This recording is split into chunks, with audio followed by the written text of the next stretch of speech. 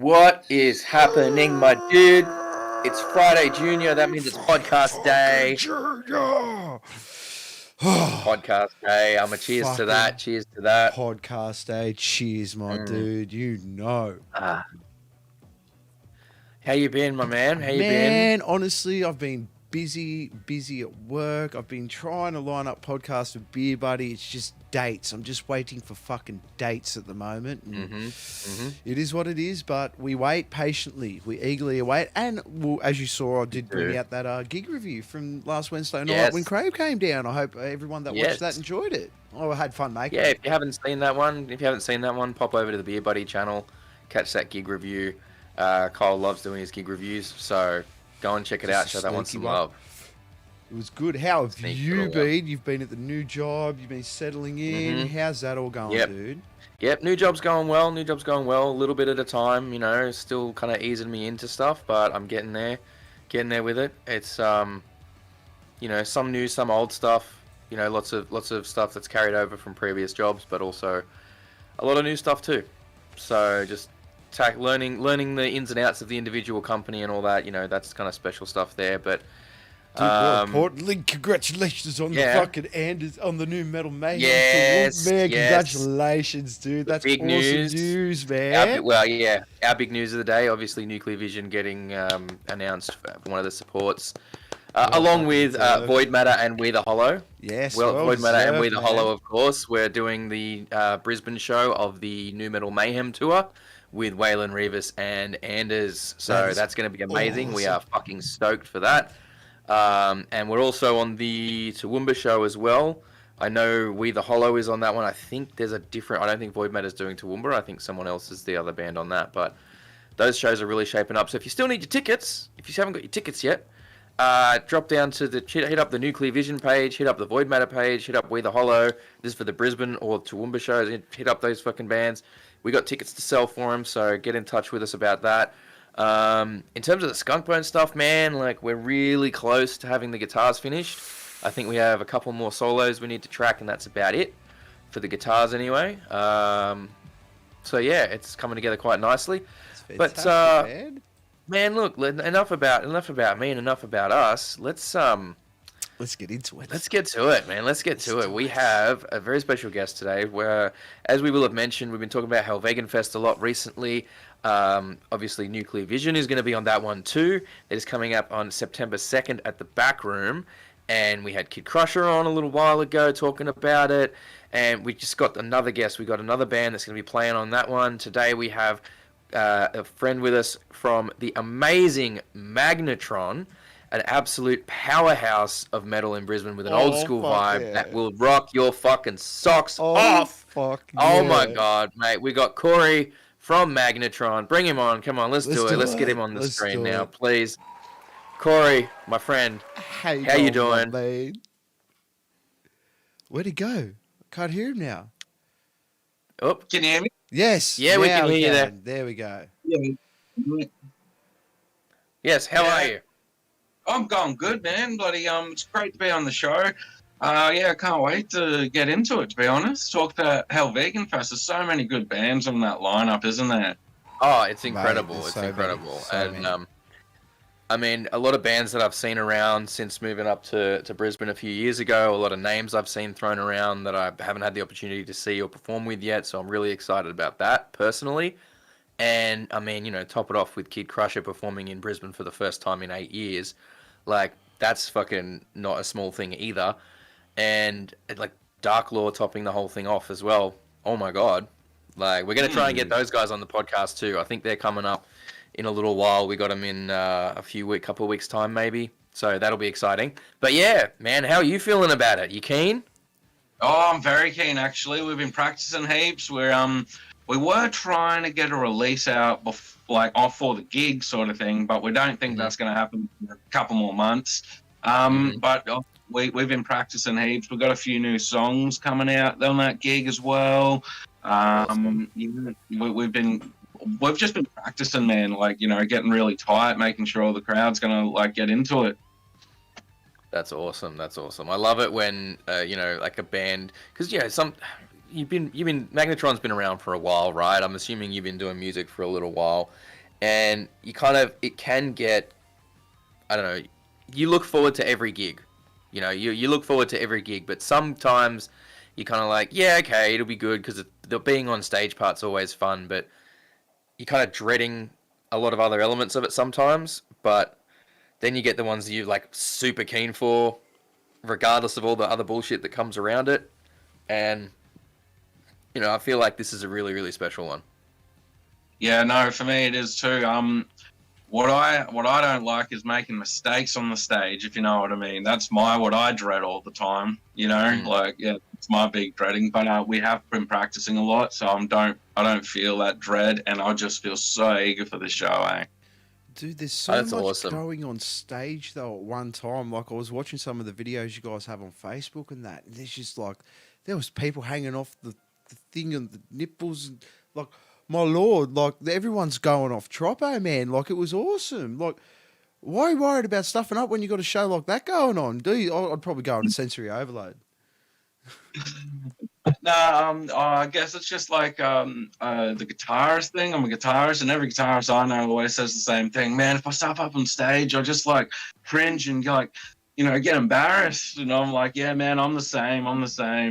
It doesn't matter how, like, because the fans always love it. Like, they're always going off. They're always moshing, you know what I mean? But if you don't make it special for them, I feel bad. No, that's true. That's true. But, I think the biggest takeaway I always have is, I think as musicians and performers, we're usually our biggest critics. We're our own worst critics, right? And because we know the material, we know when a mistake's been made far more. We're so intimately familiar with the material that we know when a mistake's made. Whereas a lot of other people, probably no one else knows the material that well. So most of the time they don't notice at all. But it's hard. They notice more when you're reacting to a mistake than when a mistake's actually made, I think. Oh, 100%. Like, that's the big giveaway. Usually they're like, fuck! They kind of can tell something's happened. But that's half the reason I like going to big shows, you know what I mean? It humanises my heroes when they stuff up. Yeah. But it's how you handle it. It's how you handle it, right? Like, I can remember seeing, like, 15 years ago or something, I was watching video footage of, I think it must have been Bryan Adams at, it was like this big stadium show. And he's playing a thing, and he hits a chord, but he's a fret too low, and he literally just casually slides it up to the right, to the next fret, like it was completely intentional, and it was like this thing he does. You got to know how to handle the mistakes, and if you can play it off like it's intentional, then, like, no one's even gonna notice. Well, that's the thing, man. It's not how you slip; it's how you recover. Yep. No, for sure. Mm-hmm. So how are you finding? That's always the challenge. Getting ready for this and saying that, you're sort of getting ready for the live show now. How are you guys sort of getting into that focus? Is it just balls deep, practice twice a week, and just really hammering down on the current? Yeah. We're just smashing out like a couple times a week. We jam by ourselves. There are a few new songs that we're not like as confident on as the older songs that we've been playing for 10 years. You know what I mean? So like they're two real new songs that we got going on. We've been practicing them a lot, and I'm actually really confident playing them now finally. So I can't wait to play them at this show and show the everyone the new material and the new album and what's coming out. Well, the best part about new material is no one else knows it. So it's even easier if you make a mistake. There's even more wiggle room to make a mistake, right? Yeah, exactly right, man. But I mean, look, I touched on this a little bit earlier. Like, Magnetron's been around for quite a while, right? Yeah. I mean, how long are we talking now? 91. Whoa! That's when. Yeah. Yeah. And I wasn't born till 93, and that's my dad's band. Oh, it's actually my dad's band. And Dad and Dad made it. And then, recently, the last couple of years, he's passed away. And I've, like, joined the band maybe about 10, 15 years ago sort of thing. Mm-hmm. And, yeah, so we still play today. Dad's dad wrote in the band. Well, first of all, I'm very, very sorry for your loss, because that's, Yeah. you know, I mean, we all know that when you play music with people, you're incredibly close with them, and obviously being family as well, that just would have been. I mean, I can't Yeah. fathom the you know how difficult that would have been, but it's amazing that you're able to carry on that legacy and still continue to perform these songs. Um, I honestly didn't realize that the band had been going on quite that long, to be honest with you. Yeah, well, we started in Western Australia and didn't actually move to Brisbane till like 95, 96 sort of thing. Mhm. But I wasn't in the band or anything. I was only a wee baby. Mm. So, Mm. and That's crazy though, because that's I mean, this is now that's like 32 years this band's been a thing, right? Unless my yeah. maths is out. No, 32 years. Yeah, that's right. That's right.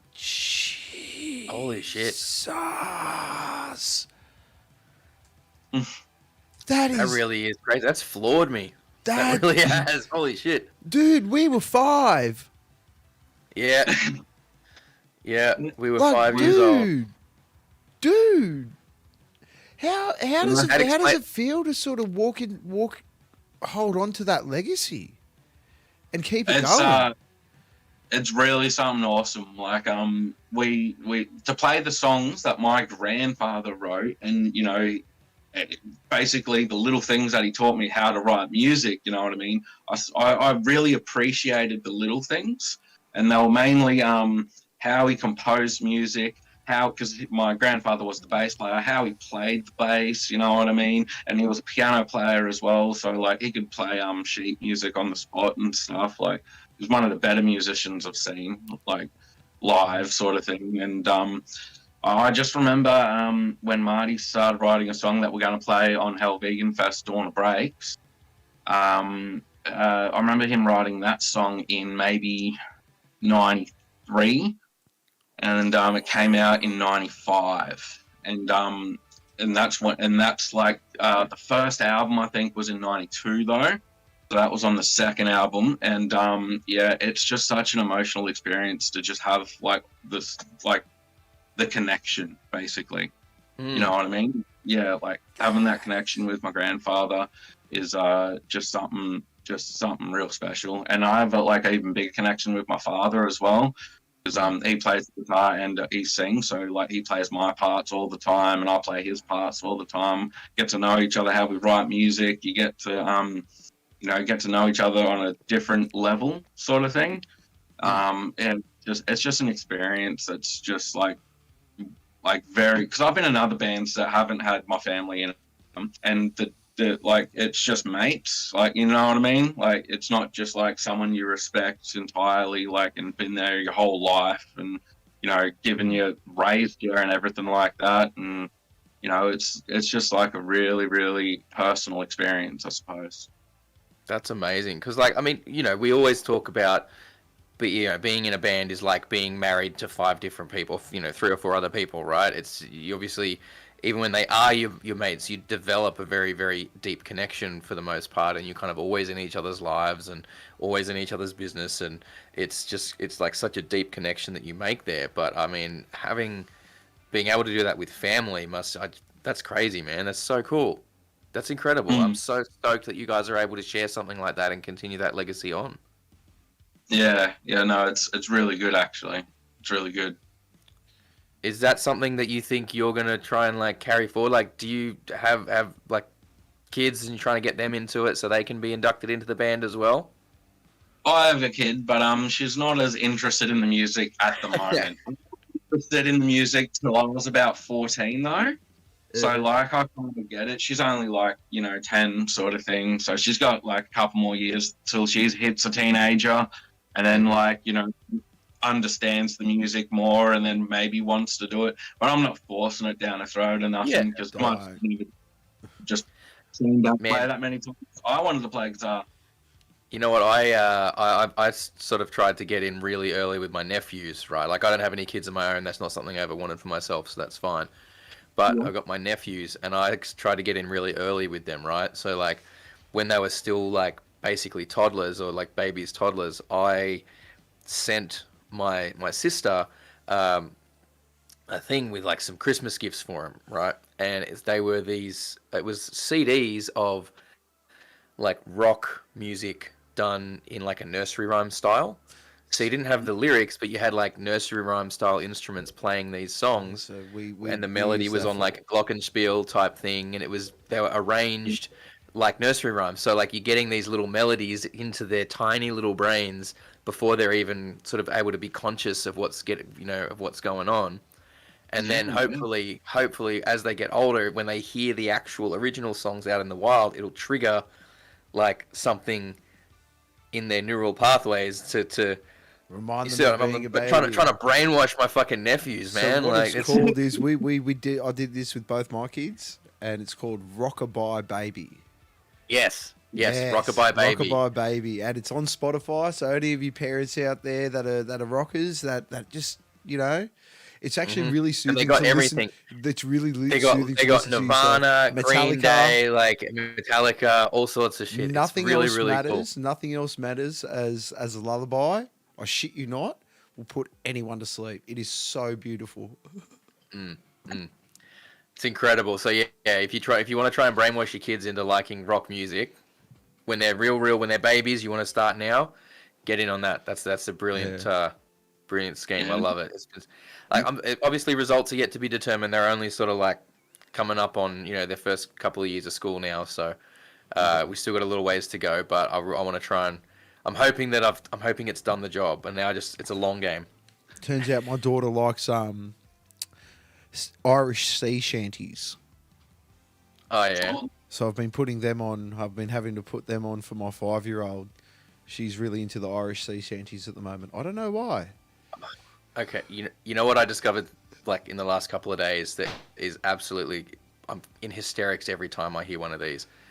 I don't know if you might have seen like AI voice covers going around. So they'll take a song by one artist and they use AI to change the vocal track to sound like a different artist, right? So main ones, a common one has been like, Michael Jackson doing Queen songs or Freddie Mercury doing Michael Jackson songs, right? Someone has done a bunch of songs with Eric Cartman's voice. So you'll have like Eric Cartman doing like Careless Whisper or Barbie Girl or Wrecking Ball or like all this stuff. It is hilarious. Oh, I'm going to go check it out. It is so funny. And like the Careless Whisper one, fucking amazing. And I think that's actually the Seether version of Careless Whisper because the vocal's a little more intense. And it has a bit more of that grit to it that I don't think's in the original one there. But it was like, it's absolutely hilarious and they're so, so good. Getting back on track though. Sorry, we go on tangents, man. I don't know if you can tell we're incredibly unprofessional here. We're actively trying. So, yeah. We actively try. So, you mentioned that first couple of Magnetron albums there. How many albums has Magnetron actually released over the years? Ooh, probably about 10. Whoa. So this is like a fucking Metallica length career we're talking here for this band. Like this is like you only got more albums than Slipknot. Oh, how many do they have? Not 10, I don't think. No, they don't. They don't have 10. Maybe maybe 7. Yeah, maybe. I don't know. Maybe Let's go. 7. Let's have a look. All right, hang on. Yeah. Let's go down. So If we're going to count Hate, Feed, Kill, Repeat. Slipknot. We got Slipknot, Iowa, Volume 3, All Hope Is Gone, The Grey Chapter, We Are Not Your Kind, and The End. So there's 7. They got 7 That's albums. right. There you go. Fucking tragic. I'm a tragic. There you go. I should know that. For how obsessed with Slipknot I've been over the years. But yeah, like 10 albums. Okay, that's that's incredible. Like for a band that is and like it's amazing that you're able to keep going on that after the band's able to keep going after such a long time. It'd be so easy to get burned out. I can't think of many Aussie metal bands that have gone on for even half that time. I mean, for an Aussie metal band to get to 15 years it would be an incredible feat, let alone surpassing 30. Yeah, I know. That's my dad and my granddad, making it the way it is, and then just continuing it. Like I'm going to continue it. That's for sure. Like we get my brother up. He wants to when when Dad wants to put down the singing, my brother's gonna pick it up and he's gonna try to be the singer from the band. No shit. Awesome. That's incredible. Yeah. This is amazing. This is so cool. I love that the legacy's carrying forward like that. See, I mean, this is what I actually expected from Slipknot. Like, I expected Slipknot to, and deep down inside, I really wish Slipknot never revealed themselves.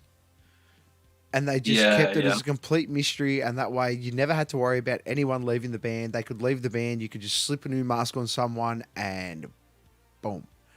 It's still like it could be the one band that never had drama. It was just solid AF. And they are obviously still solid AF. Like, I'm not putting shit on them or anything of that part. But it would have been heaps better if, like, when Corey Taylor retired, his son took over, which he probably will. Yeah. You know, that is. So, okay. Obviously, 10 albums is a lot. How do you guys go about picking what you're going to play live then, out of that large of a back catalogue? Do you guys cycle things in and out? Is there like a fairly small roster of songs that you keep current on for the live set because they're the most popular ones? Like, how? Because look, if I had 2 or 3 albums worth of shit and trying to pin it down for like a half hour, 45-minute set, I'd be struggling. Like, well, how do you guys do 10? My dad has gotten good in that. If it's like a gig like we're doing, you know, in September, the Hell Vegan Fest, we would do like, you know, 1 or 2 songs off each album basically, or like the you know, feature track. But because we're, you know, releasing a new album, we haven't played much of the old material. We're doing like 3 songs off the other album, and then maybe like 3 or 4 off the older albums, and then sticking mainly to the new stuff, sort of thing. Mm-hmm. That's what we've decided. And we do have to talk about it as well. It's not something you can just like write down and then like the whole band can agree with. We have to all talk about it. You know what I mean? Yeah. Oh yeah. It's just it'd be. Yeah, like those kind of discussions are just because, like, I mean, fuck, keeping a catalog. I mean, I don't know. Maybe you do keep current on that many songs all at once. I don't know, but I feel like if it was me, I'd be like, all right, what are we playing for this gig that's coming up in a few months, so I can relearn anything that I haven't played in a while. Because I know them ones, but them ones going back through. Oh yeah, how'd that solo go? That's crazy. That's so cool. Oh my god. So okay, what changes has there been over the history in terms of the sound of the band? Has it remained fairly consistent? Has it just sort of has there been sort of changes with the times a little bit? Like, how has the band evolved over that much time? The band has evolved. Like it hasn't evolved too much, but it has, you know, evolved over the years, sort of thing.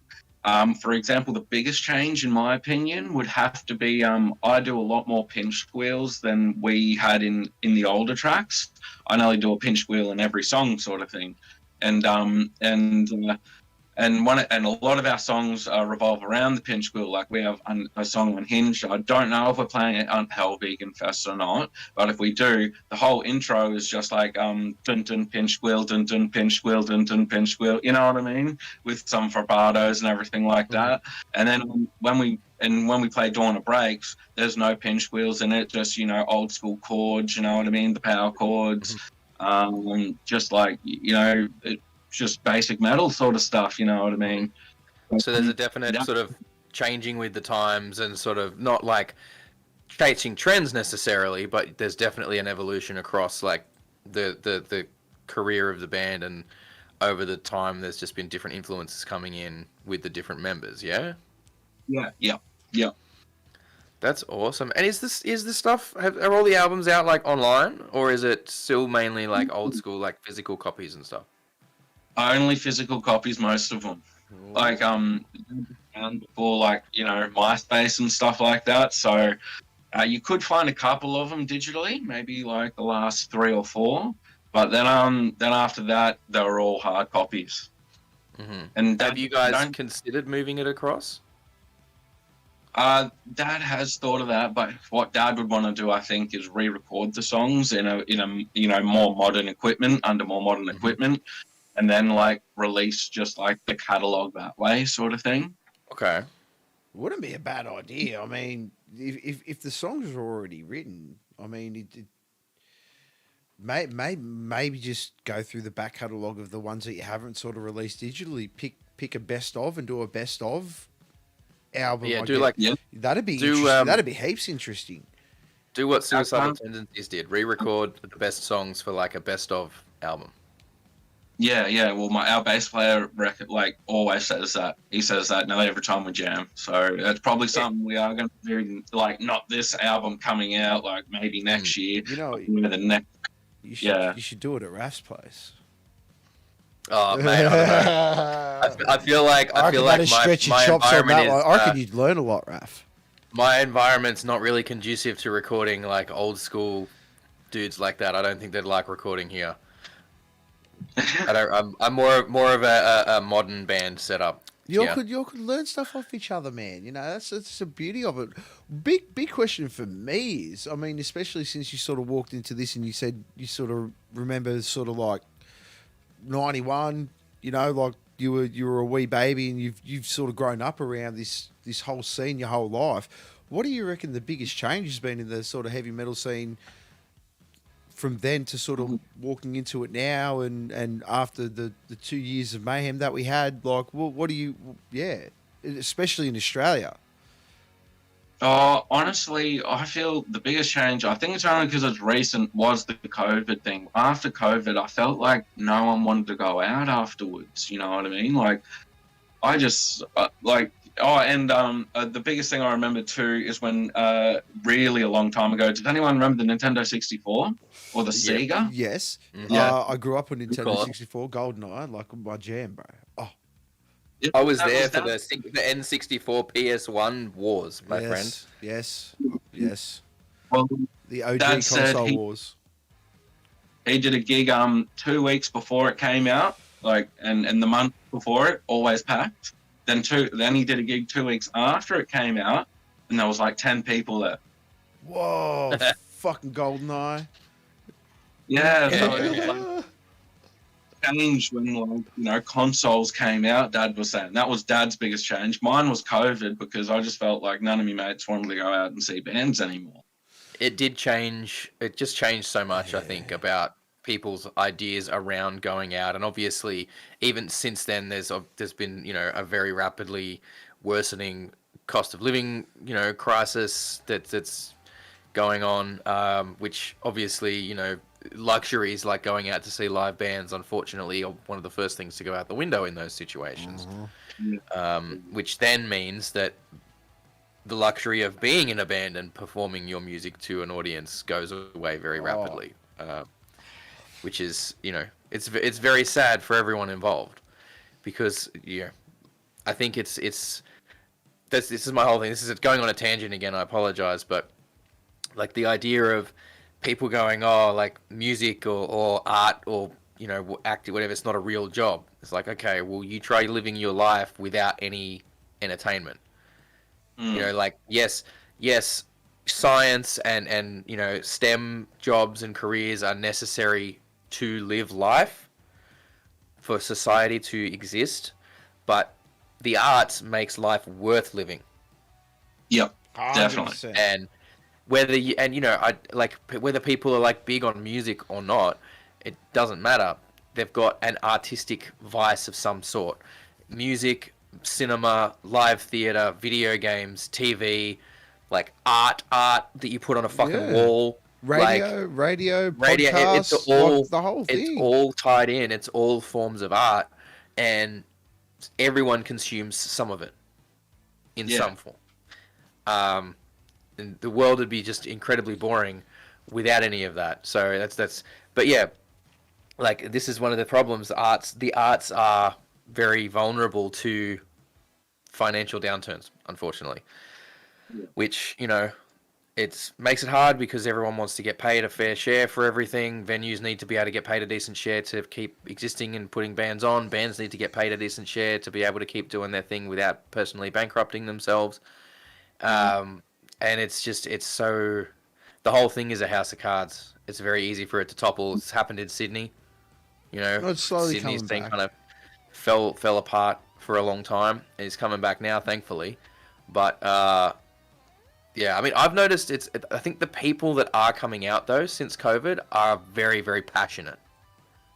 Yeah, So yeah. I think while you may be getting less people coming out, those that are coming out are more excited about it. They're more passionate about it because they've missed it so much, and they're making up Yeah. for lost time. And they're going, like, this could be taken away at any second. I have to enjoy it while I can. Yeah. And that, that love and support that the audiences have been showing since everything's come back is, to me, it's incredible. And I can't get enough of it. I really can't. So all right, let's why don't we go? Actually, before we do that, we've touched on it a couple of times. This new album that you mentioned, y'all have been working on. You did say it was kind of meant to be, hoping to be coming out around the time of this show. Not looking likely anymore. It's looking a bit later. What more can you tell us about this album? Okay, so this album, I don't know how many tracks we're going to decide on it, but we have recorded 20 tracks for it so far. So we're going to choose the better ones. Love that. Smart move. Yeah. So we're not gonna, we're probably gonna stick with around the 10 mark, maybe. Mm-hmm. So half the songs are gonna make it on the album. We're just at the moment of recording the last guitar tracks, and then we're gonna mix and master it. And after that, that's depends on when the guy can mix and master it. You know what I mean? Depends when it can come out. So that's all availability. And it's mainly written by me and my dad. Wow, that's awesome. And I love that too. That's something that I think not enough bands do, is especially in the early days, is they write 10 songs and they're like, cool, all 10 songs of the album. Like, that's it. They write 10 songs, they record those 10 songs, and they put that out. They don't go, let's write 20, 30 songs and whittle it down. Yeah. Which is, and look, I get it. It's there's a certain conception about how it's meant to work, and people just think that you've got. And I guess when you're a younger band doing your first album, you kind of like, if an idea is not really panning out, you tend to drop it and just move on to something that's working, and you've workshopped ideas a lot more. But the idea of writing more songs than you need is how it's done. Talk to any big band, any successful band in interviews, that's what they say. They're like, we wrote, they wrote way more songs than they need, and then they pick the best ones out of that, and that's what makes the album. And doesn't mean you can throw the other ones away and ignore them completely. You might rework them, put them on something else, whatever. You might keep them in your back pocket if you like doing, what's the word I'm looking for? Sync licensing. If you like doing sync licensing and you got something that, you're sitting in your back pocket and a sync licensing offer comes up, you can go, oh yeah, cool, yep, we got something for that. Boom, there it is. And you can submit it through to that, and you can make decent money out of doing that as well. By the way, if you're watching this and you're a performing musician or recording artist and you're not familiar with sync licensing, get the fuck in on that shit. Because I've got a couple of things on various sync licensing websites, and I see briefs come up all the time, and it's like, yeah, they want a specific type of song, go and record it, and they're paying like fucking 10 grand, 20 grand for use in their advertising campaign or their short film or whatever the project is that they're doing. And you might only get one of those every so often. You're not going to get a ton of them, but honestly, that's, if you're a multi-instrumentalist and you can record yourself, or you've got access to relatively cheap recording setup that comes out good results, get yourself onto sync licensing, because that is one way that you're really going to make money in the music business. It's about one of the only ways to make money in the music business these days, without like already being very successful. Righto. Let's move this along, Kyle. Have you got the finger on the hot button for the old quick question quarter? I do. Why don't we go to that? Let's go. Let's do that. that you had you could Quick question you do, quarter. you want you could do so you Would you and would you when you oh that fucking okay. So this time for the quick question quarter, spelt with Q's, not K's, because we don't roll like that. This is basically a series of rapid fire questions so that both we and our lovely audience can get to know our guest a little bit better. We can learn a bit more about what makes you tick musically and how you think and feel about music. So without further ado, let's get right into it.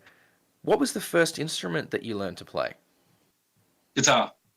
Was guitar. Okay, awesome. What else? By the way, what else do you play? Do you play anything else as well, or is it just you've just focused solely on guitar? I can sort of keep beat on the drums. I can kind of play the piano, not that good. Mm-hmm. I can play a part, then stop, then play a part. You know what I mean? I was learning the piano. And then that's sort of about it. I can kind of play the bass, but I play it like a guitar, and I know that that's not how you play bass, if you get me. Oh, yeah. A bass player here. I get you completely. Like I was, for a long time, I was like the failed guitarist bass player.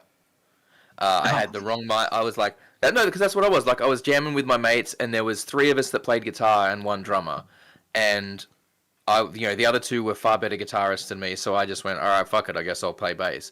And, I was playing it coming from that mindset of a guitarist, and even I studied at TAFE and everything, and it took me getting a real wake-up call from one of my teachers who we were watching back a performance, and he kind of turned around, and this was a teacher that I had great respect for, and he just turns around and looks at me and he goes, first things first, you're not as good as you think you are. And I was like, what the fuck? So I was like, rude, and then I went back and watched it a week later, and I'm like, oh, fuck, okay, he's right. And so then I had to start thinking about it like a bass player, and it sounds so pretentious to say it, but the playing bass versus playing guitar is a big mental difference between them. Yeah. And I think I'll say it's nice to see a guitarist acknowledge that. Because a lot of guitarists are just like, oh, it's easy fucking guitar. It's a guitar on easy mode. It's not. There's a lot of stuff that goes into it that you don't really think about if you're not if you haven't played it for a while and gotten used to how the instrument works on that deeper level. So thank you on behalf of bass players to guitarists. Thank you for saying that and acknowledging that. Anyway, my little rant there. Back to the questions. What was the first album that you ever purchased? Oh, I ever purchased? Oh, well, we're going back a long time. I think I was about,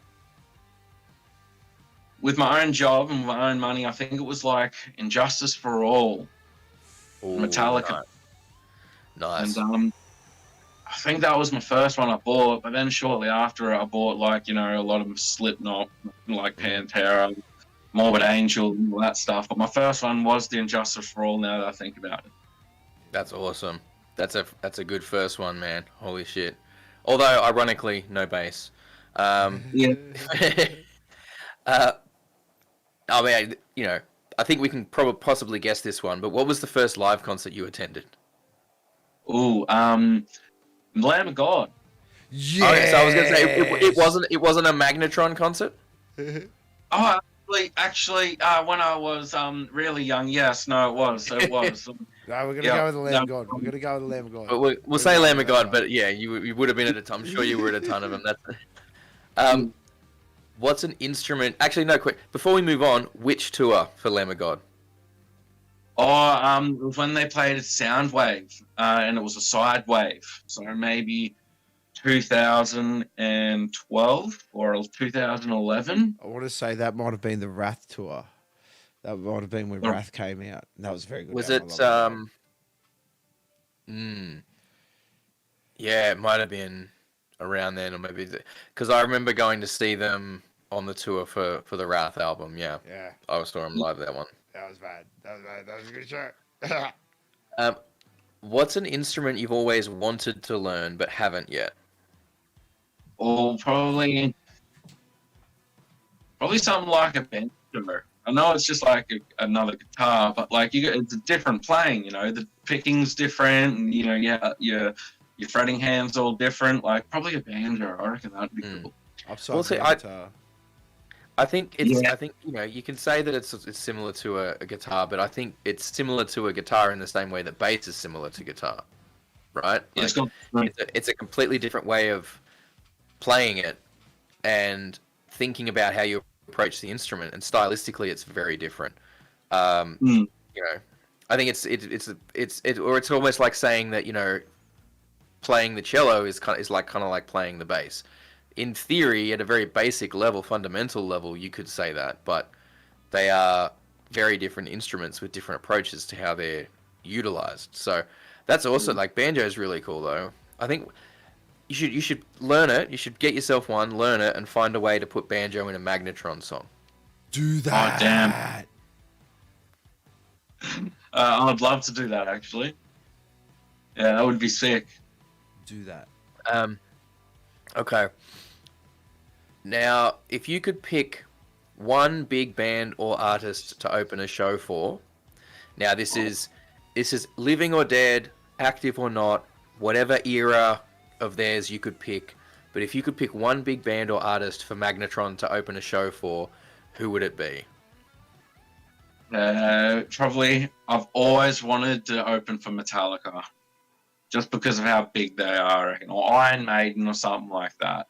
Yeah, it's pretty solid. Yeah. Yeah, that'd be cool. I mean, Metallica's kind of my default as well, because I've been like a fucking Metallica, you know, obsessive for pretty much my whole life. So they're they're the reason that I kind of started taking an interest in alternative music. And I'm sure if it wasn't them, it would probably have been something else. But that's what it kind of started it all for me. So they're definitely high up on my list on that one too. All right, so let's go another way with this then. Who is a band or artist that you're listening to at the moment that you believe is underrated and deserves more attention? There's a lot of bands. Have you ever heard of a band called Summoning the Lich? No, I have not. They had this song Descend. It's maybe like a year or two old now, but man, when it came out, like it's just such a good riff, and the whole song just flows like it's just a good song, man. And I think they only got a couple like 30,000 or so hits on it, and I was like, oh man, like they're from the US, I believe. I can't remember where they could be from Europe somewhere. But fuck, man, they rock. The guy's voice is so deep and shit. Like, yeah, Summoning the Lich. That would be mine.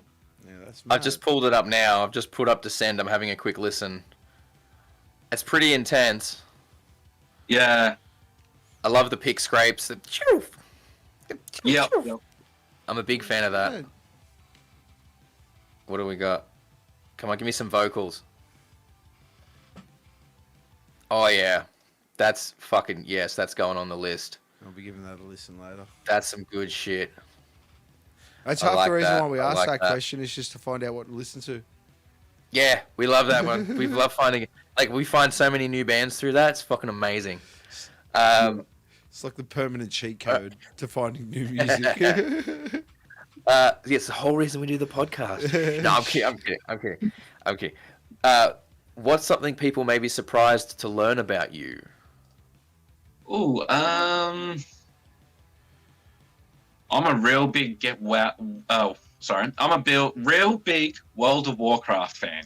Hey, my man. Alliance or Horde? I'm a Horde guy. Thank you. Okay, what's your main? Orc Hunter. Nice, mine's the same. I did have a Magha Orc Hunter as my main. Then I started talking with some people on a different realm. They were trying to.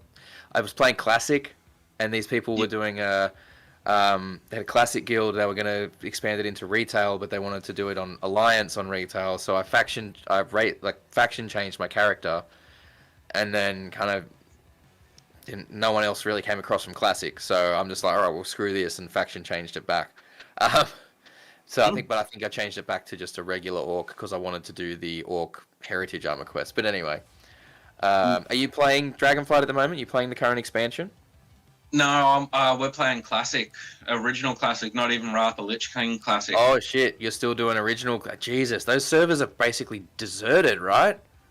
There's not many people on there, man. But we just came off retail, and then we had a month break, and then everyone was like, "Let's try Classic, man. Let's try Classic." So I just tried Classic with everyone else. I mean, look, yeah, I was excited when Classic came out because I started playing in Burning Legion. Burning Crusade. Burning Crusade. Back in 2007 was when I started playing, and I've played in every expansion in some capacity, even through taking breaks. But Classic was one I never got to experience, and so when that was coming out, some friends of mine that had played through Classic, they're like, "Oh, we're gonna we make a guild together, blah blah blah." So I was like, "Yeah, cool, I'll be on that." And I was there day one. Fucking took I think 3 days off work. Smashing through, playing a fucking ton of hours. I think I was one of the first people on my server to get to level 20.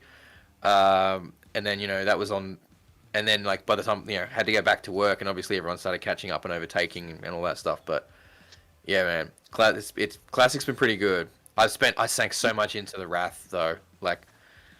Wrath of the Lich King era was just fucking, so good. Yeah. World of Warcraft is crazy shit. Is that when they introduced death threats? Yes. Yeah. Yeah. Which is crazy because that was obviously my first new expansion after I started playing. So I got that bought that pre-ordered that at EB Games. I was down there for the midnight thing to pick up the box and take it home and install it and try and play. It was, yeah. You know so what? I've stuck so much into that fucking game. I miss midnight releases. Well, the good thing now is when they launch a new WoW expansion, it's globally at the same time, which means it's 8 a.m. here. No, that's bullshit. Perfect. We used to get it at midnight the day before, and then you used to rush home and try and download it and try and get it before the Yanks.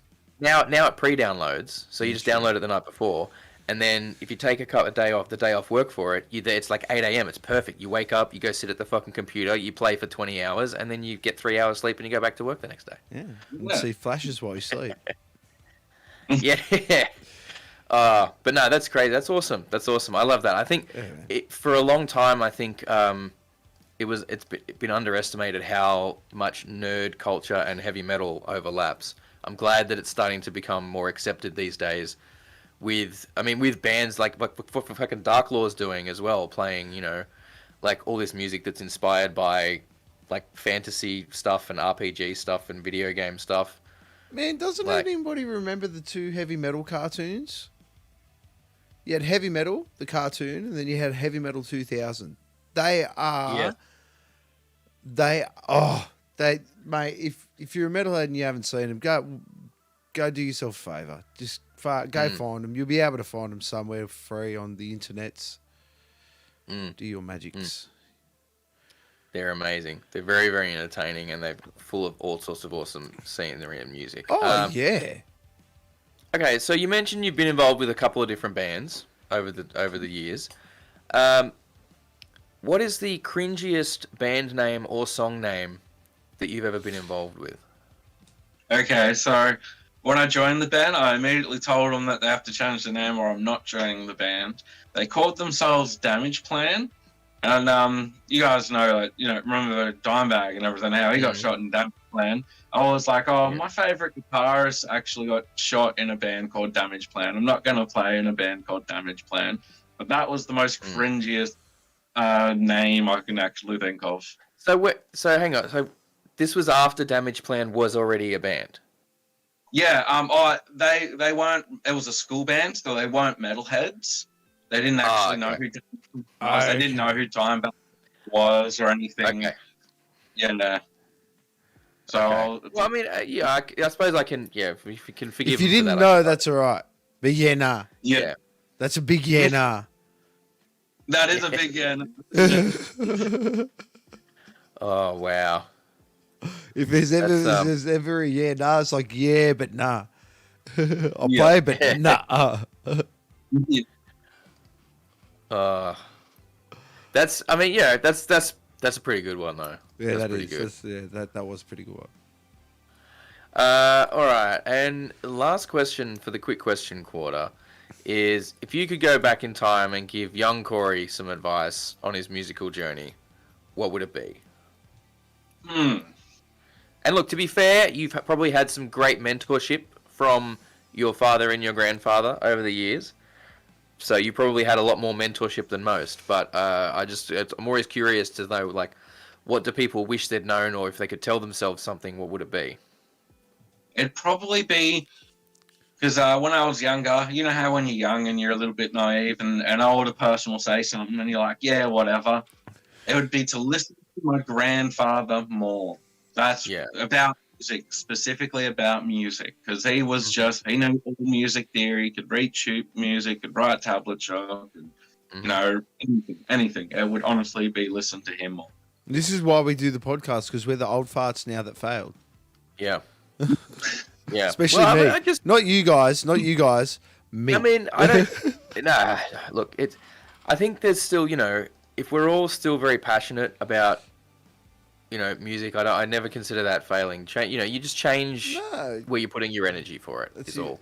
But really, it's about the learning experience. If we could go, realistically, if we could go back and do it different, we'd do it so different. Especially now with the information that all these young ones are subject to.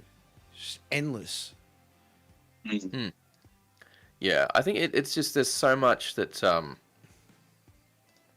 it's just like you say, there's so much that we didn't know and assumptions we had about the way it all worked that we're obviously vastly out of whack with how the industry actually was. But I think it's just so much of it is these days just readily accessible and available to everybody, and I love that. I love that it's just people can learn so much about how the industry works now and have that head start because you're probably getting near the point now where a lot of these bands that are coming up and these younger bands that you might be playing gigs with, even for you, they're, I'm finding they were born after I started playing music. Like the people in some of these bands were born after I started playing music, and I'm just like, that makes me feel real fucking ancient. But it's also very heartening to see that there's so much talent coming up. There's so much talent in these younger musicians. It took away that worry of how's the music industry gonna sustain itself without me here, and they show up and you're like, oh, they got it. Well, they got it. Just they've just got it in the bag. They do. They got it in spades. So I'm excited. I'm excited for where the industry's going to go, especially now with the internet and stuff like that. Australian music is starting to get noticed more and more and more. Like what's that young fella that Justin Bieber picked up or whatever? I don't know what's going on there, but probably should try and get rid of that. Is that one of your guys? Yeah, it's me. I think that's right.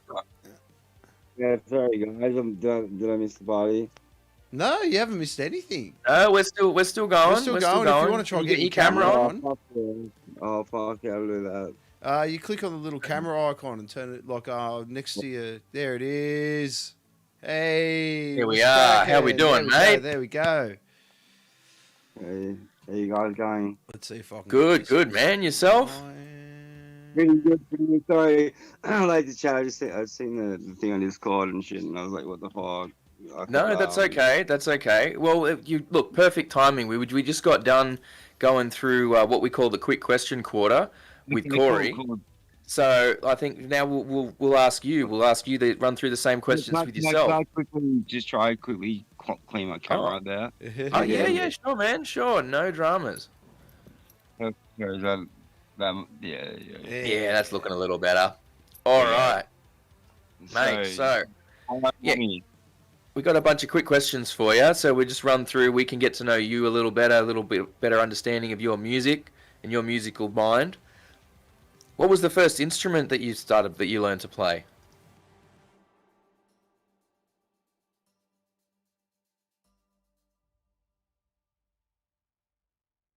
I played and then progressed to guitar and like sort of played like reggae sort of shit. Mm-hmm. And then the full circle back to metal, sort of thrashy sort of shit. So that was pretty Awesome. cool. Awesome. Love that. Love that. What was the first album that you ever purchased? Oh shit! First album I personally purchased would have to be Yeah. AC/DC Razor's Edge. Ooh, nice.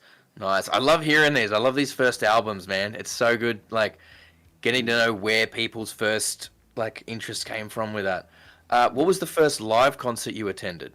Oh fuck! Okay, first live concert I first attended. It actually was a festival. And it was the Vans Warped Tour.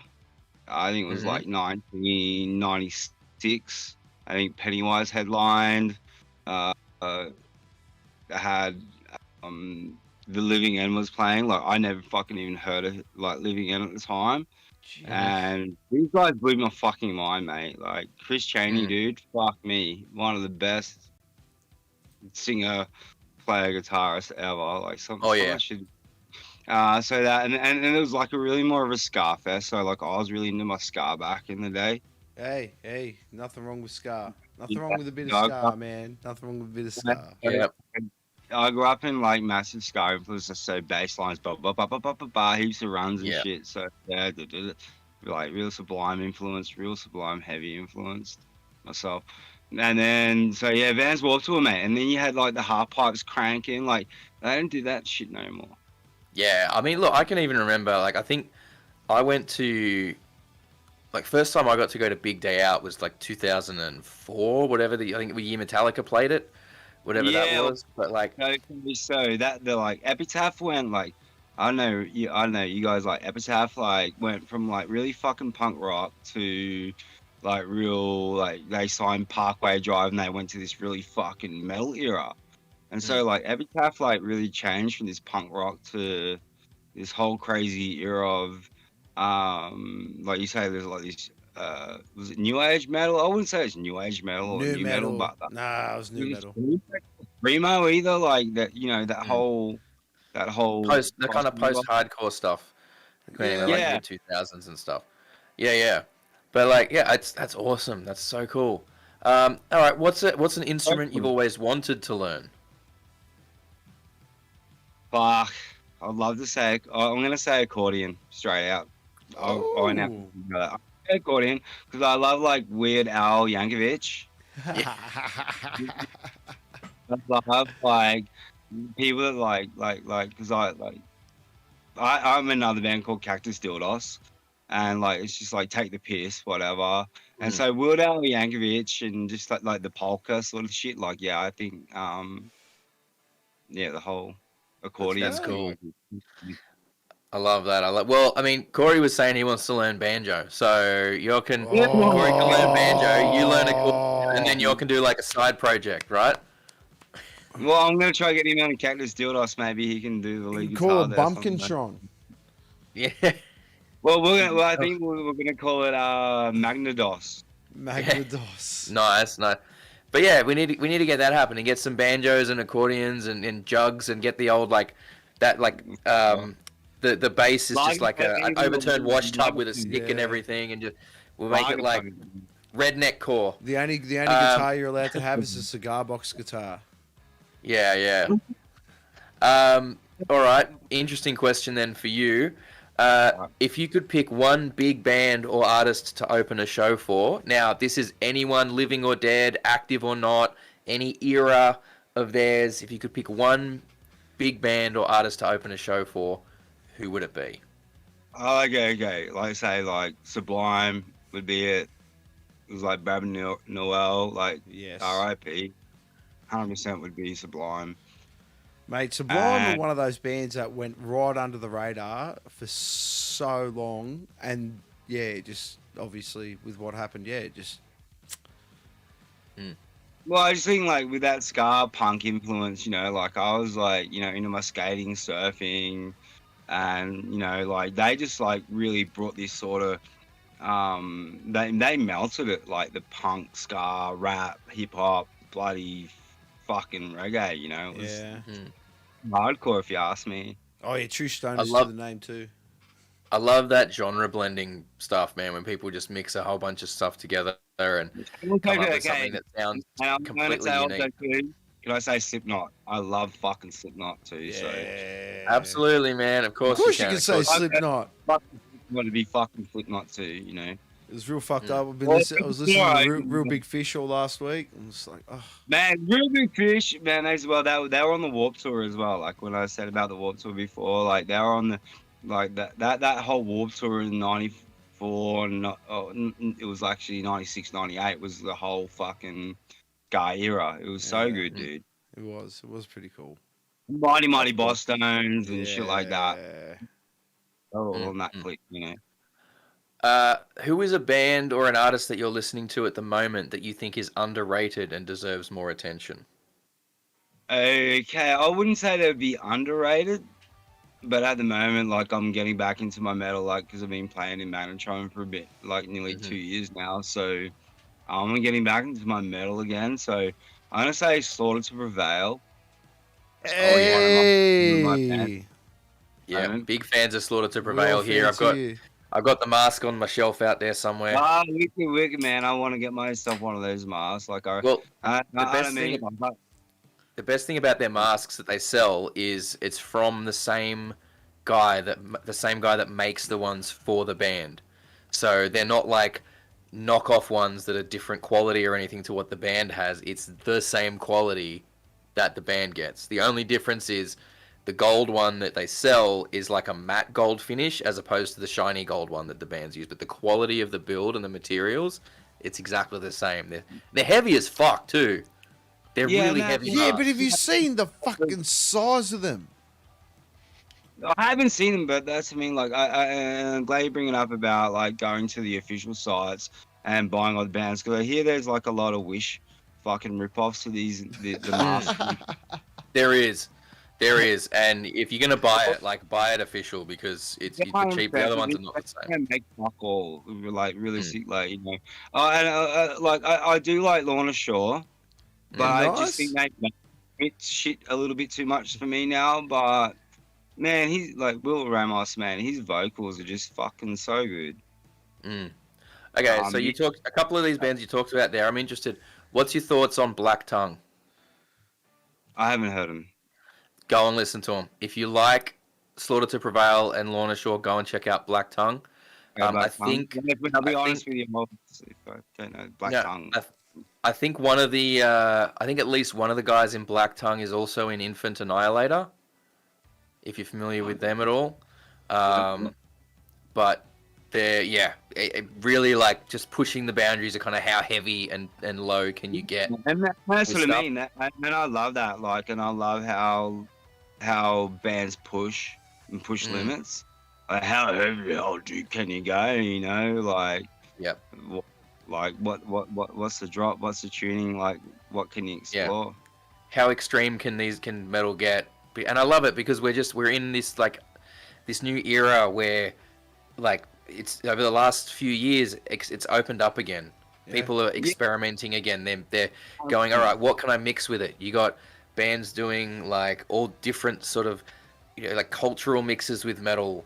You got mixing, you know, like Bloodywood's out here doing, you know, Punjabi metal with, you know, traditional Indian instruments mixed in with heavy metal. So good. It's good.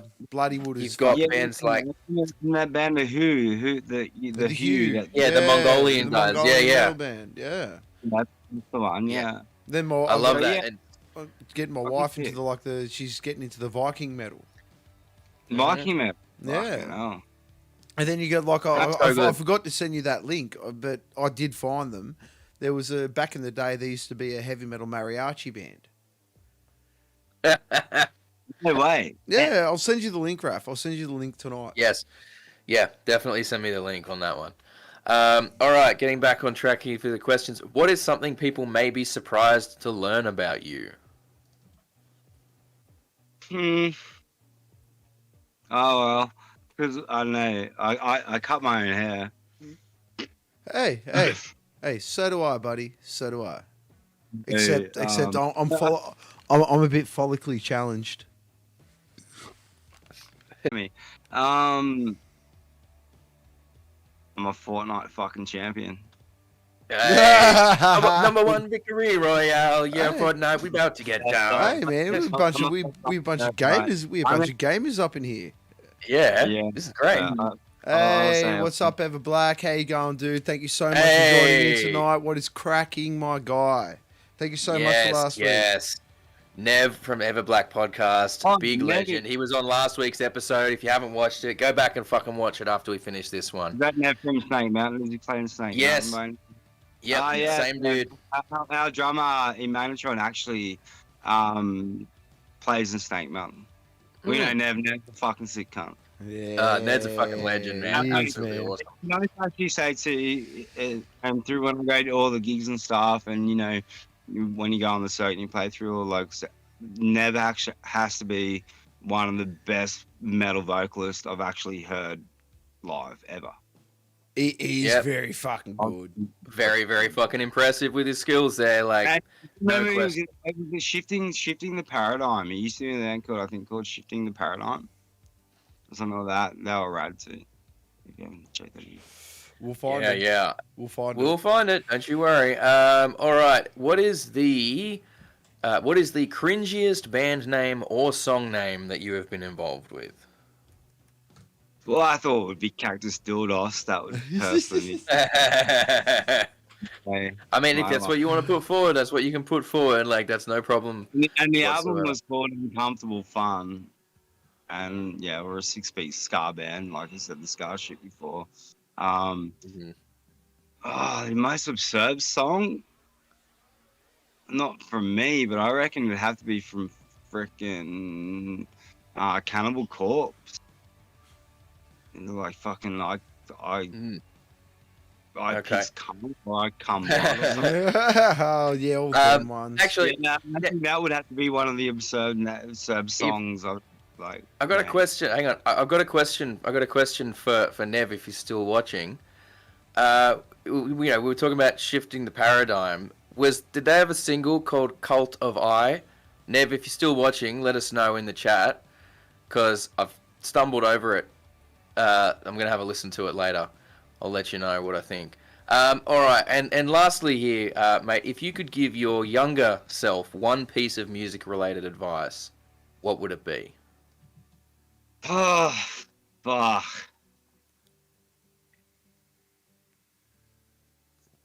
Well, one would be already, I think, would be like, don't play guitars with fucking Floyd Roses. I'll say that straight after that. They're fucking cunt to tune and keep in tune and whatever, and to take them.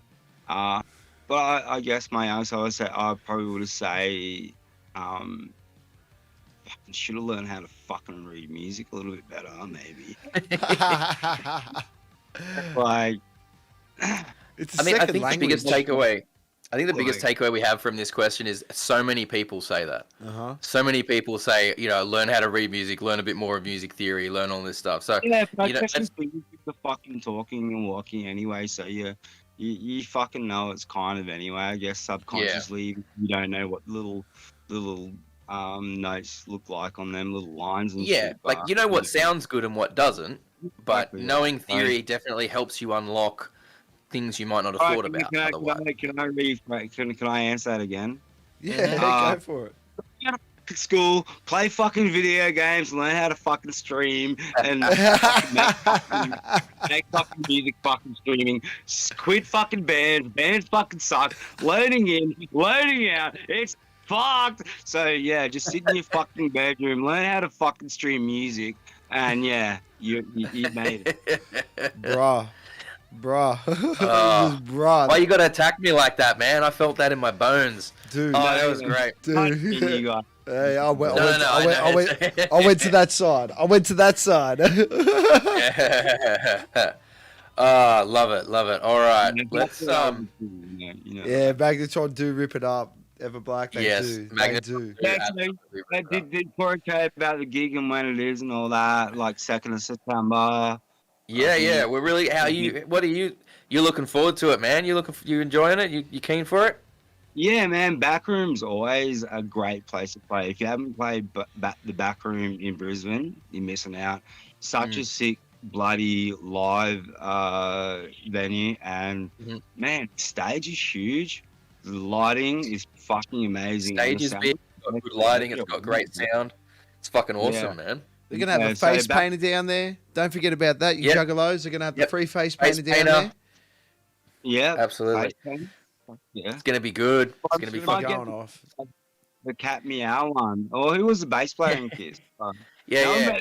No one remembers the fucking No, bass player. no. Otherwise, you're gonna. No, I should have known you were Gene never Simmons, a real Gene Kiss Simmons fan. was the bass player. I should have known you were never a real Kiss fan, Lois. Nobody ever wants to be Peter Chris. Yeah,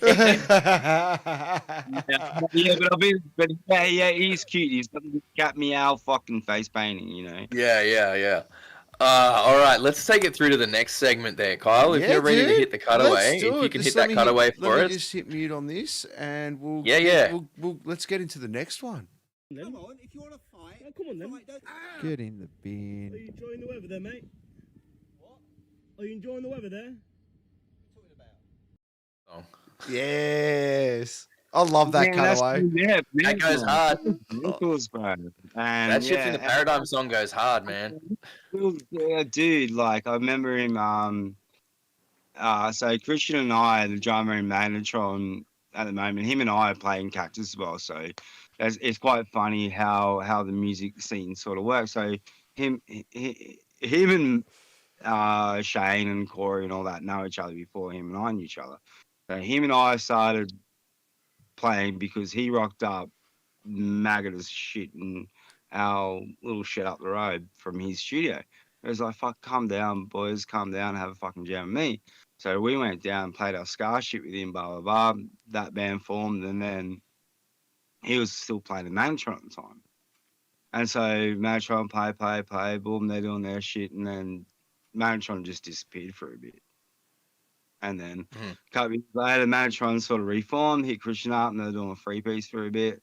And they're like, oh, yeah, we're going to get a bass player in, blah, blah. So they were hiring, they had one of their mates playing bass for a bit, never rocking up to rehearsals. So, me and Christian like, fuck, this bloke doesn't fucking rock up to fucking rehearsals. You're fucking playing bass for him. Yeah.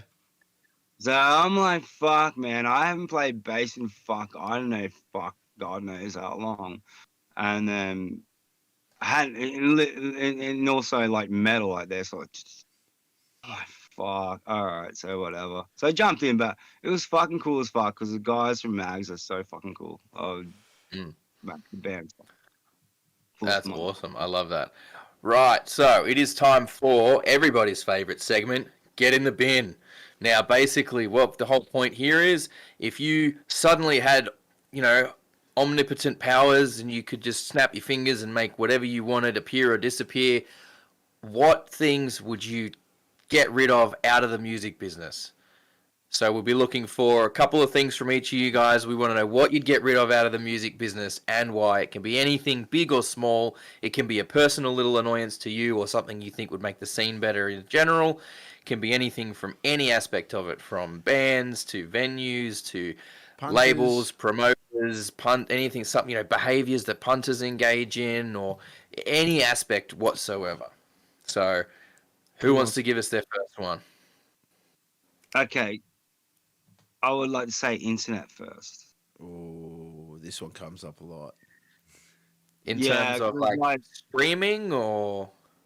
No, I just think it's taken away from the hardworking bands that have to grind to get their shit out, and then they've got they'll have some like band competition and it's votes and blah blah blah. And you might not be the best band, but you get the fucking most votes, Mm. and You, then all of a sudden fucking famous. You know what I mean? And you're it's talking like about back the whole in, marketing fact. yeah, How you back in basically got to be a marketing mogul in order to be a band these days. it's sort of kind of and that well that kind of and sort of but also too like I grew up pre-internet and played bands since high school. Like I don't know if you remember Sunk Lotto. Fucking oath. Mhm. We've got good friends from Red B that just got the support. Yeah, Jace Brown Mhm. and all that. So Jason Brown was a grade below me at Rabina High. Man, jamming them boys in the music fucking room, dude. Seeing them boys getting signed by Sony, seeing them go fucking so high and then got pushed so hard and just fucking mate. Them boys got fucking raped and pillaged by that sort of fucking um The whole scene, the whole industry. by the industry, by Sony, like who they'll sign behind. But so that's I think I'd like to take the internet out of it again, and I'd like to see yeah, I like to see bands pushing like flyers, being creative with posters and pushing them shit on the streets again. Like Mm. Getting a bit of that that would be old school aspect back, like doing the Mm. hard, yeah. getting people out there to go and do the legwork and put your posters up and promote the show and do all Yeah, that back shit. it out and put your money where your mouth is. Like Yeah. get your shit up, you know. Like if you're that good, go get shit printed. Like people aren't doing that no more. Like it's I'm gonna put a post up. The posters are shit these fucking days. And even and also too, I want to get rid of whack fucking promoters that do not fucking pay bands. That would be another fucking one I would get rid of Mm. straight up. That pisses Yeah, me yeah. off. Yeah, well, Absolutely. Absolutely. ever black agrees, Neville agrees, mate. Take it back to the streets, and that's 100%. Yep. It's the legwork. It's when you're getting in front of the people, and like all these, Yep. all the Facebook posts and the Instagram stuff. It's all well and good, and It's all noise now, though. There's it too is. many. It's flooded. It is. It's just Well, let's bring back the fucking underground shows, man. Like honestly, like yeah. fuck But the how do promote. you? But that's the problem. How do you promote the underground shows now? You know what I mean? The only way you can promote the underground shows now is on the fucking internet. Yeah, 'Cause that's where exactly. people Right. look. Well, That's where people that's look. fucking right because that's the market these days. I'm like that's what I'm saying. Like I'm not saying like oh fuck, internet's not a bad thing anymore. But I'm just saying like if I could take the internet away, it would promote a lot more better bands that Oh were yeah, working a lot now. 100%. Yeah, yeah. Word of I mouth, think. word of mouth used to be like. Do you remember the band Jerk? Mm-hmm. They were Not massive. They were massive band back when we like. They're When pretty big. They toured with Manson in Yeah. was it 2001 or something, I think. yeah, Aussie bands. They did, got some cool stuff happening Yeah, there. they had stuff on like. Actually, we should get John on the podcast. We should. Have we not had We John yet? should. How haven't we? I'll reach out to him. I'll reach out to him. Yeah, but those guys. It was. I guess it was the same sort of thing, but there was the whole drama. I guess I don't know. But regardless, it was like them and Sunk Loto. They were going. They were going. that era too was something like that too. Like just remember, like fucking System of a Down were just coming out at the time too. Mm. And I reckon Sunk Loto are doing better now, organising their own shows, doing the reunion shit, booking small venues. I love them fucking oath. Like they have literally taken a full step back, obviously because they're not with a label anymore. But they've obviously taken a full step back and they're doing it the old school way. But the only difference between them and everyone else is that they have 10 or 15 years or however so many years of free advertising, and then all of a sudden they're getting back together and then the whole nostalgia thing comes back into it, and now they're smashing it.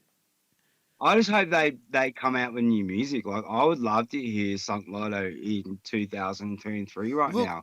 I agree to some they- extent. And I know this pisses Raph off when I say this, but you go off the Incubus method.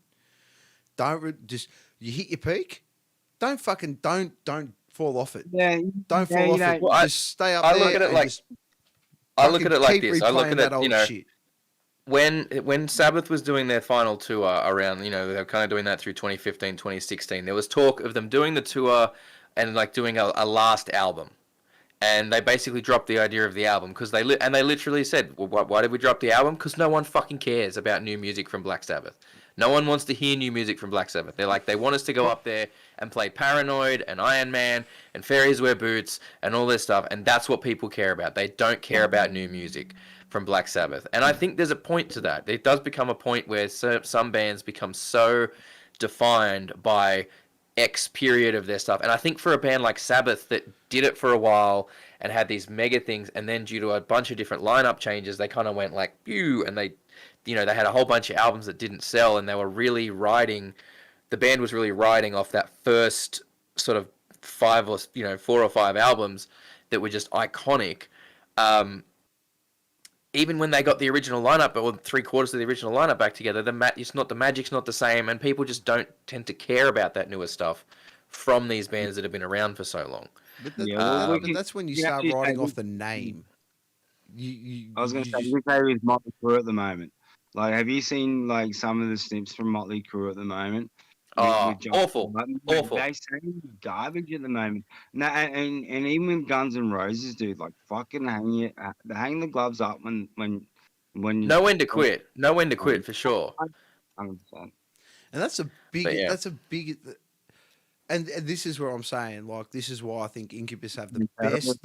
Man, you hit your peak. Just fucking keep playing that old shit.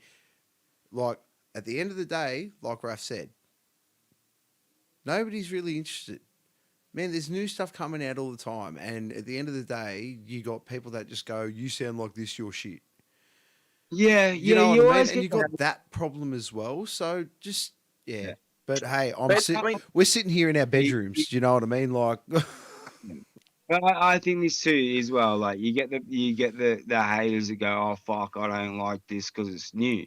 But like, you've really got to fucking open your ears up and go like, and actually go out and listen to the local bands as well. Fuck yeah, you'll still sometimes hear some fucking sick local bands that you'll still find on the internet as well, mate. 100%. Yeah, absolutely. Look, we're big proponents of supporting the local scene and finding new bands all the time. We were talking about it earlier. Corey, sorry, let's go over to you. Let's throw to you for Get in the Bin. What's some stuff that you would eliminate from the music business, and why, if you could just make it disappear? I guess the only thing I could think of, I was thinking about it for a while, was maybe like the egos. Everyone, like, how everyone thinks I'm better than this guy and I'm better than this guy. It's like, well, no one's better than anyone else. We're all just different, you know what I mean? Like, it's not about who's better than anyone else. But yeah, when I was younger, there was a lot of egos in the band, sort of thing, because we were all pretty young. But I guess that would be my one. Egos is this, and this is the thing. Like, we've talked about this in the past, where, it's people get a little bit of success, and it goes to their head for whatever reason. And I'll admit, in my younger days, I was guilty of it as well. Like, I got to do some cool shit with the bands I was in, and I kind of thought, like, not necessarily that I was better than other people, but I just kind of had a bit of an inflated sense of self, and that, like, I thought I was kind of better than I was, and I'm not saying, but I never thought I was really better than other people for it.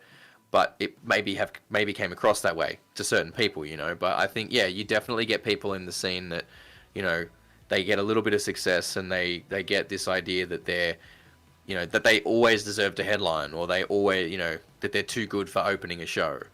And, to a sense, I get it. Like, if a band's been going for a significant period of time and they've proven themselves, I can understand them not being happy with the idea of being put on to open a show. But that's fine. Like, you don't have to agree to the show.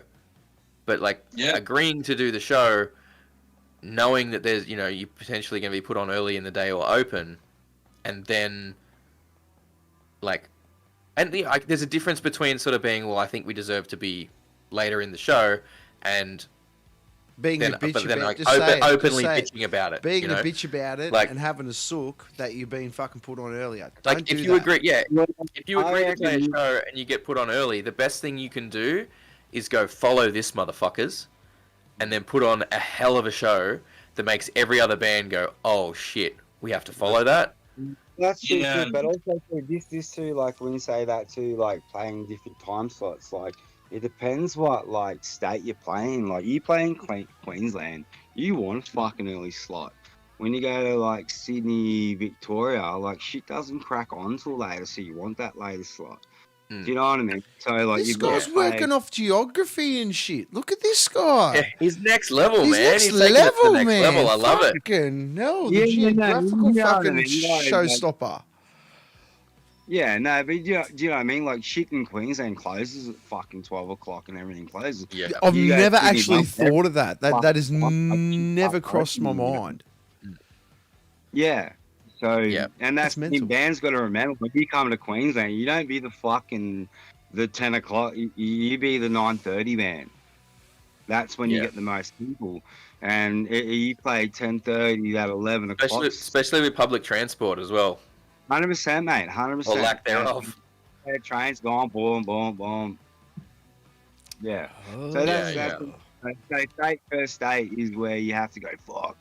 You go bands. You start going out to see bands at 9:30 in Melbourne. Yeah. Yeah. So and you bring up the best point First band because started at 8:30 in Queensland. yeah.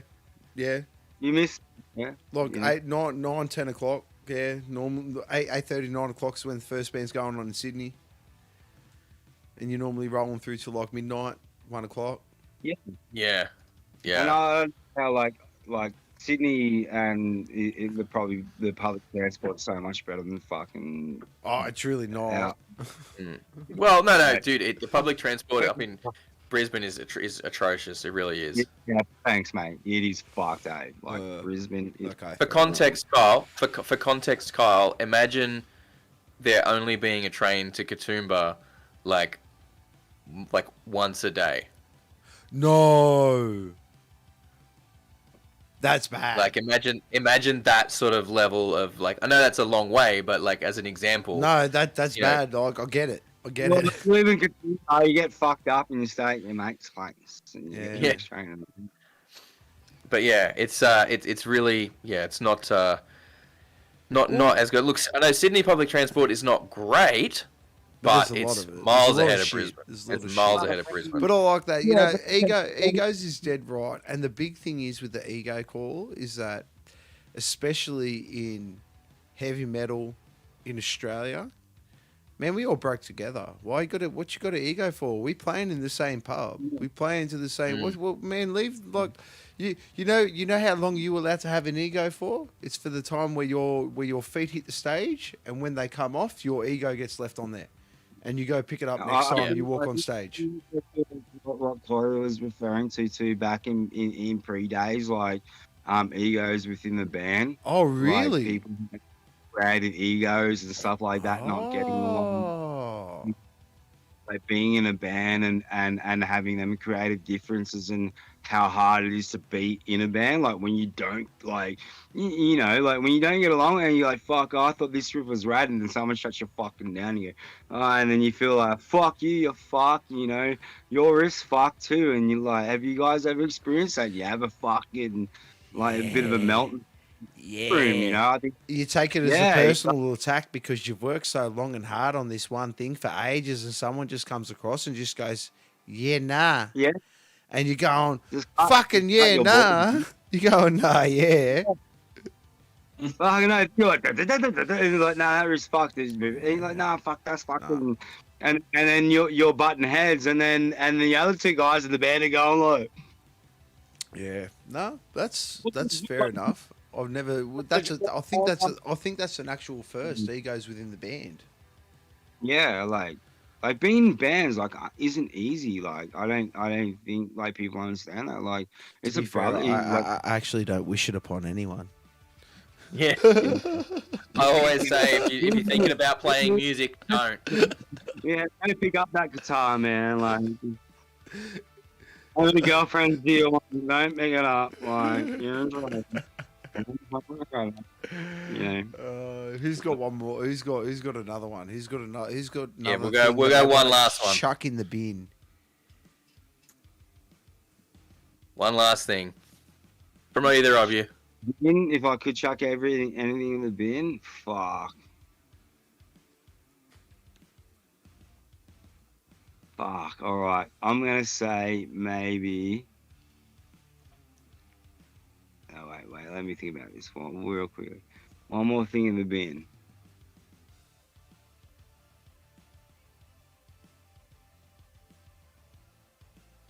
Singers that fucking don't bring their own fucking mics to a fucking show.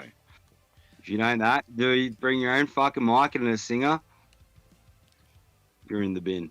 Ooh. I'll hold on to Yeah. mine real. I'll hold on to mine real tight. We bring guitars, amps, all the shit. If you cannot fucking go buy your own fucking mic as a singer and bring your own fucking mic to a show and plug it in, do your shit. And to then- be See, fair, to some degree, I do agree with this, and this is because I was a singer in a band. Dude, most heavy metal singers, you'll cup the mic and you put your mouth all up against that shit, and it's just unhygienic, and it's nasty. It It's is. nasty. Right. But the other thing is, I've always said, like, I've always felt that, you know, that if this, you know, we want this, you know, singers like come in, they fucking, especially if they're not helping other people with gear, make the singer responsible for the merch. 100%. Make the singer responsible for the merch, because then they're at least, you know, your drummer's got to bring a lot of shit, your guitarist has got a lot of shit, your bass player's got to bring a lot of shit. If you got a fucking keyboard player or whatever, they got to bring a lot of shit. You know, singer at least then has to lug some shit too, if they got to take care of merch boxes. bring my little mic bag. And stuff. I please give a big shout out to Shane, the lead man of Magnetron. He does all this fucking shit. He does a lot of the merch. He does a lot of the fucking marketing. So I just want a big shout out to the lead. Like, so like I'll Absolutely. give him so and like, he plays guitar. So like yeah. So fuck. If anyone can. Do we do plugs now, like Magnetron? Oh, Facebook? yeah, go. Everything, man, whatever you want. Plug anything at any time. So yeah, if you guys do the thing, do the Magnetron at Facebook. I think we've got a merch store. We've got some shirts and stuff at the moment. We're looking at doing a summer apparel. Summer So- apparel. So we want to know what you guys want. Like, let the fans. So, do you want singlets? Do you want? We're doing stubby coolers, definitely.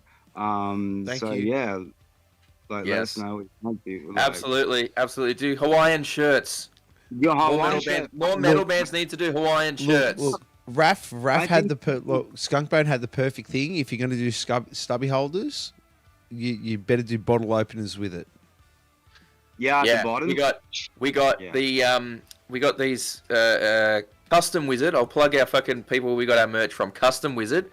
They do a Right. key ring with a bottle opener on the back of it. So and you they make them do super. Custom Wizard, we hit Custom Wizard up. We're gonna get a deal.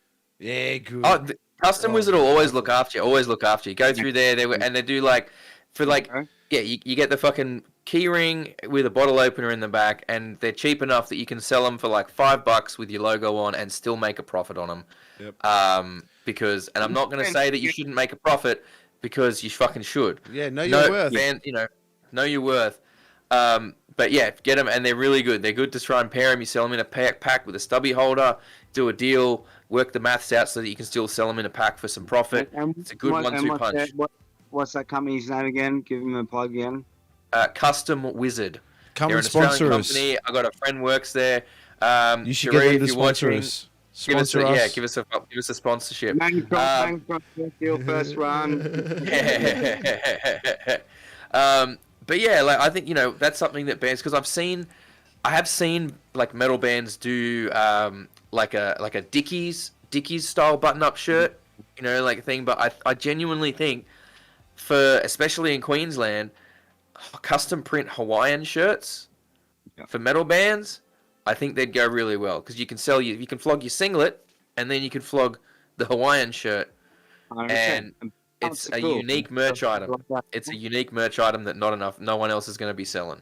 So too, in Queensland, do not do Giljan. AS Colour.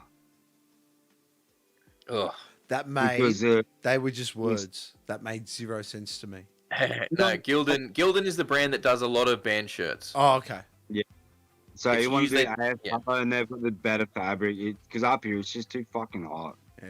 You Yeah. go down, I'm in Sydney, that it's better. So yeah, AS Colour up in Queensland. Mm. Yeah, Like that nice. big Man, we fabric. all about Yeah. the plugs here. If anyone can, help out the scene and get that Oh, extra bit of yeah. business, we're And all since about we're doing- plugs, and- man. Actually- and grab this stuff, and if you in going down that way, grab that stuff. Yeah, and look, and since we're doing shout outs and plugs and everything, I really should have done this at the top of the podcast. It's my bad. Big shout out to Brad, Nucleus from Nuclear Vision. It's his birthday today. Dude. Happy birthday, you legend.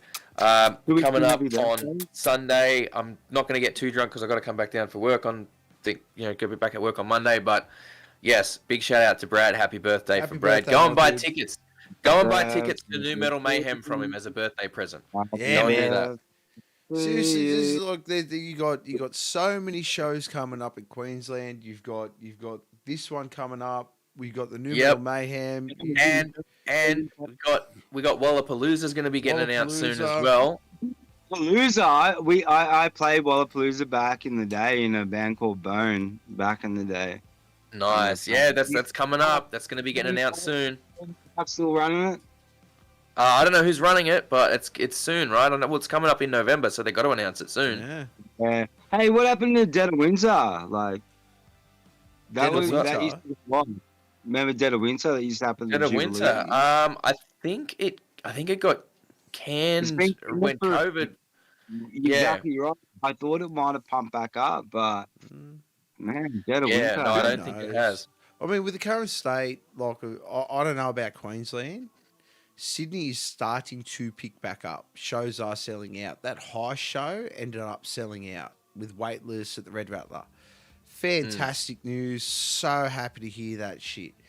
All I'm hoping for is that New Metal Mayhem show sells out and the bloody this Juggalo show fucking sells out. I can't remember what it's called. I'm having a massive mental blank. Which one? Oh, Helvegan Fest. Hellvegan Fest, sorry. Hellvegan Fest. Yeah. Yes. Yeah, man, I can't, really. This does happen in Queensland though. Like, I mean, people are still cautious about buying too far ahead, I think, Yeah. at this point. They're kind of getting to the week of and going, all right, yeah, I'm going to go and buying Yeah. tickets then. Yeah. And big shout out. I saw in that heavy metal mag that Corey Taylor actually commented on the New Metal Mayhem tour that was coming up. yes, he did indeed. He did, He and did indeed. it is so good to hear that Corey Taylor is getting behind this and is really, it just In does so favour of it. much for He's- dude, the Australian did metal scene.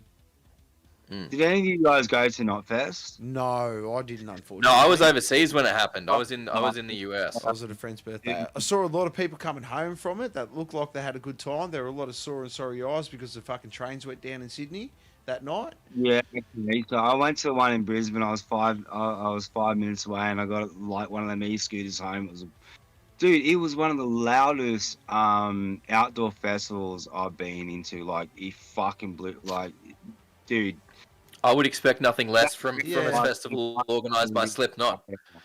Yeah, that franchise killed it. The sound, security, mate, I couldn't floor that fucking festival, dude. My That's good. ears are bleeding, dude. And that's And you, me, and like, you were a seasoned veteran for the festival scene, so that's a big call. Yeah. That's a big yeah, call.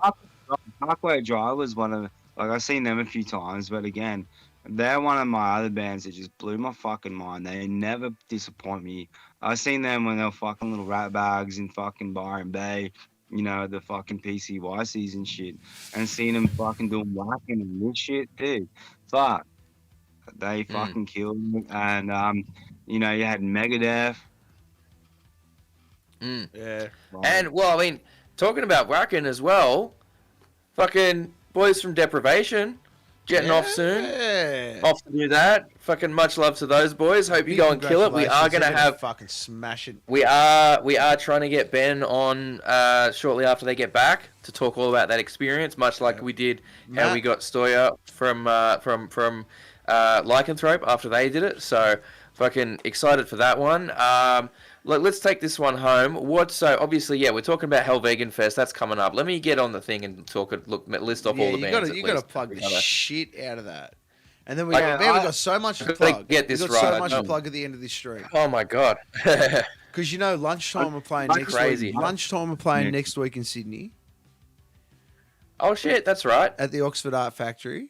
With yes. You guys tell me about these guys. So apparently, I haven't had actually my time to research them, but apparently they're like sort of new metal, like really hip hoppy sort of. Who's fucking that? Lunchtime. Crush Kid. That's on that. Oh, Kid Crusher. Kid Crusher. Yeah. Dude, listen to the new album. Yeah, horrorcore music. Listen to the new album. Yeah. It is a piece of fucking marvel. It is fucking unreal. This latest album that he's dropped is some of his best fucking work. Yeah. So Metal Murder 4K is the new Kid Crusher album, but I'm just going to rattle off all the bands on Hell Vegan Fest here. So we got Kid Crusher, Dark Law, Odious, We the Hollow, Nuclear Vision, Magnetron, Warrior Within, Death Plague, Fun with Explosives, Abysmal Fortress, Flesh Torrent, Slaves of Dissonance, Serpentum, and Morana's Curse. I think that's everyone. That's what I'm looking at. I do apologise if I've missed anyone. Don't forget about the face painters. You got the Juggalo face paint down there. So there will be a face painter doing Juggalo face paint for free. So go shake yourselves on down, get some face paint crazy. Get a photo with me. I'll be around. Get photos with Kid Crusher. Get photos with the Magnetron boys. It's going to be a grand old time. There's going to be so much going on. It is. It's gonna be keep an eye. Go and follow Magnetron on all of the socials there. Keep an eye out for what's going on with their new album they got coming up. They're working on soon. Make sure you're down at Hell Vegan Fest for the whole fucking show because it's going to be fucking hectic. Yep. So many bands playing. You won't want to miss the new stuff. I know that, like I said, I'm going to be around all day. I'm doing double duty. I'm going to be doing stuff with Nuclear Vision. What are you talking about? You on triple duty, bitch? You're going to be doing fucking Two Dudes Talk Music stuff too. Two Dudes Talk Music stuff too, triple man. Duty. Crazy. Oh my god, I'm gonna have no time to rest. Big local breezy band. I'm gonna explain. Man, you're making some noise. The whole rock metal scene in Brisbane at the moment, or in just in Queensland in general, it's just it's getting me excited. The Sydney scene is going Troppo too. If you're out in Sydney next week at the Oxford Art Factory, please, or if you want to go to a show, go check out Lunchtime at the Oxford Art Factory. That's going to be one hell of a show. You've also got Stuart Barton. For all you country music fans, I don't know how many we have on here, but we got Stuart Barton. He's a country music singer that'll be playing at the Paceway on the Saturday, the 5th of August. So I'll be trying to take my missus down to that one because you're a bit of a country music fan, so... We'll drag her out to that one. We're going to get lit. I'm going to get a babysitter. Oh, well, hopefully the canyons run wide that night. All right, and last but not least, we're going to give it one final shout out to New Metal Mayhem, as we talked about. Obviously, Waylon Revis performing Mushroom Head and Killer's Confession material. Anders Kolstevny, the original Slipknot vocalist, will be performing Mate, Feed, Kill, Repeat in full. This is the first time either of these things has happened in a very, very long time. And it's the only time these are going to happen again. This is Australia only. So, Australian music fans, we need you guys to show up and show out for this. You'll need to buy these fucking tickets while they're available. Buy them before they're gone. We spoke to Waylon. That episode's still up on the channel. Go and have a listen to it. You can tell just how excited he is for this tour. He's trying to do something special for it. He's excited. We're fucking excited. And we are hopefully going to get Anders lined up for a podcast coming up down the line too. We are very soon going to be starting to interview lots of bands that are going to be on this thing. In addition to those two, obviously on the tour is Chaosis, Sin Soto, and Piston Fist. This tour is going all across Australia and Aotearoa, New Zealand, so make sure, if you're in New Zealand, if you're in Australia, it's coming to your city. It's coming to your fucking city. And, of course, the Brisbane show, we got Nuclear Vision, We the Hollow, and Void Matter supporting as well.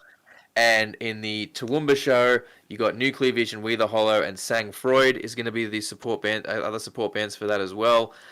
This fucking tour, man, like, we don't get shit like this very often. The metal world is jealous of Australia right now. We miss out on a lot of stuff. This time, we're getting the very special thing. So, and to you Yanks, if go you and buy want your it in tickets. fucking America, I'm going to get myself close up on this. If you want it over there, you got to bring us with you. You can't just have it. You got to take us if with you you. want, no, You got to take all you're not the. getting it. You're not getting you're it not over getting there. it So if unless you you- want to see it, come here. Yeah. Come here. Yeah, do that. Fly yourselves Do over that. here. You know what? You Fly can, over here and fucking buy tickets for it. you all can come over here as refugees if you want to flee the Americas. I don't blame you. Yeah. Never. So make sure if your favorite band's in your fucking town, you go get your fucking tickets because Absolutely. it takes a lot of hard work to get these smaller bands to Australia. So fuck me, if your fucking favorite band's here, you fucking go support them. Love Absolutely. All right, like we said, any last shout outs from you guys at all? Any last stuff you want to plug before we wrap this up? Get down to the fucking back room on the 2nd. 2nd of September, Vegan Fest. Vegan Fest, yeah. And Be there. and make sure you go throw us a like on the fucking Facebook and all that shit, you know. Love that that really shit. helps us. And Absolutely. merch, and if you like our merch, fucking buy some. Good shit. Sweet. Corey? Have you got anything coming up with Beer Buddy, mate? Mate, like I said before, everything's just impending. So just keep an eye out. It'll be there. I'm going to get myself out to more gigs. I'm going to do my best to get out to both the lunchtime and the Stuart Barton gigs. So if I do make my way back out to both of those, you'll be seeing DOS gig reviews. Oh, hell yeah, gig reviews. DOS coming. gig reviews. Lovely. It's going to be lit. Hey, big shout out to Cactus Dildos, my other fucking scar. Yeah, I love that shit. You boys like fucking Scar, so check out Cactus Dildos. It's on fucking Bandcamp and that. So, Shall do, man. Wicked. Corey? And yeah, anything to add for us, Corey? Go to Hell Vegan Fest. We're on at 6 p.m. We just released a new video that I think we might be looking at soon. Can you smell the Yes. roses? We're queuing that up We very are. shortly. Thank you. It's that's everything. Thanks for having us, guys. Man, it No was a worries. pleasure. Stick around once we throw to the video. We'll have a quick debrief on the stream before we wrap off the stream before we wrap everything up. Thank you so much to our guests from Magnetron. Thank you very much to everyone tuning in. Big thank you to my co-host Kyle. Big birthday shout out to Brad once again. Go to Hell Vegan Fest. Go to New Metal Mayhem. Take care of yourselves. Be kind to everyone. Love one another. Peace out. Cheers.